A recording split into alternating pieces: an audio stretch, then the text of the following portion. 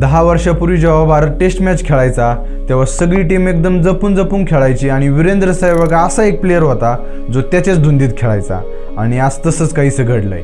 यशस्वी जयस्वाल या 22 वर्षीय युवा खेळाडूत अनेकांना आपला वीरू दिसलाय।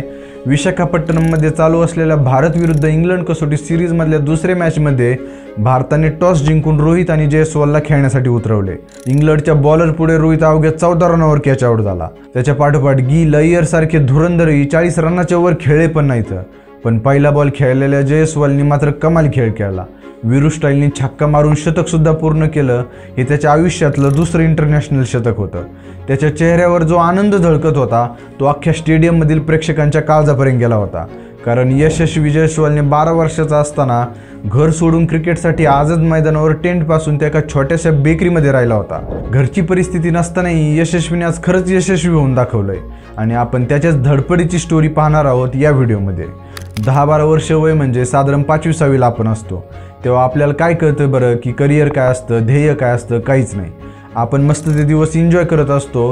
रोज शाळेत जायचं आणि मजा मस्ती करायची, अभ्यास केला तर केला नाहीतर दिवसभर फिरायचं। तेव्हा कशाचं टेन्शन नसतं आणि आपल्या ओळखीच्या मित्रांनाही नसायचं, बरोबर आहे की नाही?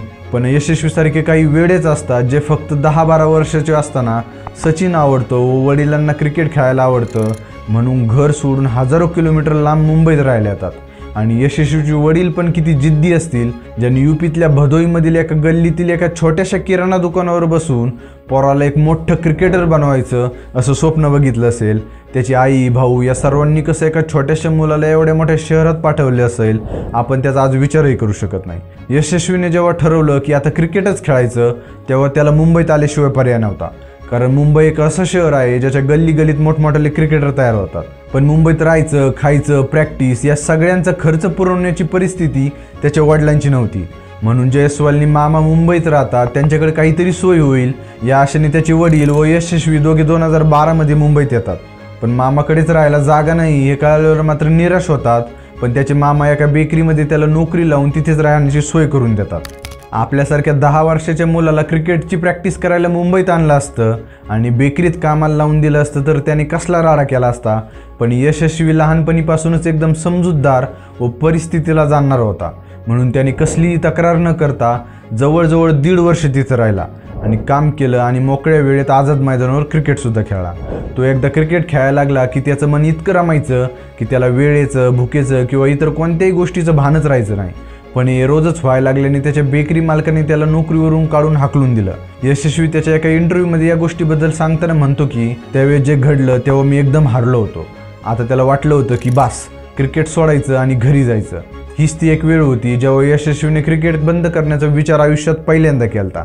त्यावेळेस त्याला घरून फोन आला पण त्याने त्याच्यासोबत घडलेला प्रकार अजिबात घरच्यांना सांगितला सुद्धा नाही आणि तेव्हा त्याने निर्धार केला की आता क्रिकेट सोडून दुसरं काहीच नाही।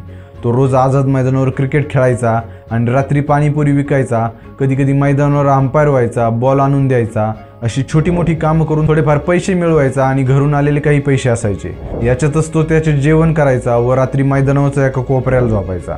एक दिवस तो क्रिकेट खेळत असताना तिथे मुस्लिम युनायटेड क्लबचे संस्थापक इम्रान आले होते। त्यांना यशस्वीने काही मदत होईल का याची विचारणा केली तेव्हा इम्रानने त्याला एका मॅचमध्ये खेळवलं आणि सांगितलं की तू चांगला खेळला तर तुला मी याच मैदानावरील एका टेंटमध्ये राहायला जागा देईल आणि झालंही तसंच। यशस्वी त्या मॅचमध्ये चांगला खेळला। पुढं काही दिवस तो रात्री टेंटमध्ये राहायचा आणि दिवसभर प्रॅक्टिस करायचा। यशस्वी सांगतो की मी टेंटमध्ये राहत असताना तिथं ना लाईट होती ना टॉयलेट होतं। पावसाळ्यात पाणी साचायचं म्हणून टेंटची जागा रात्रीच बदलावं लागायची। बघा म्हणजे किती बिकट परिस्थितीमध्ये यशस्वी राहिला। 2011 ते 2014 पर्यंत तो असंच टेंटमध्ये राहून खेळायचा। तो जास्त करून कॉर्पोरेट टीमसोबत मॅचेस खेळण्याचा प्रयत्न करायचा कारण मॅच संपल्यावर जेवण मिळायचे आणि खेळायचे काही पैसेसुद्धा। असंच एक दिवस खेळताना त्याच्याजवळ एक ज्वाला सिंग नावाचा माणूस येतो आणि त्याला विचारतो की तुझं नाव काय व तू कुठे राहतो। यशस्वी त्याला टेंटकडे बोट दाखवून सांगतो की मी त्या टेंटमध्ये राहतो। हे ऐकून ज्वाला सिंग जयस्वालला त्याच्यासोबत येण्यासाठी सांगतो। हा ज्वाला सिंग एक क्रिकेट क्लबचा मालक आणि एक उत्तम ट्रेनर सुद्धा आहे। त्याने जयस्वालला राहण्यापासून ते खाण्यापर्यंत सगळी सोयीसुविधा पुरवल्या आणि दिवसभर फक्त क्रिकेटच खेळवलं।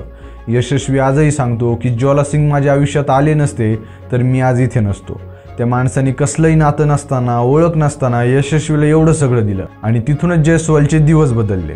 डोमेस्टिकमध्ये तो मोठमोठ्या टीमकडून खेळला.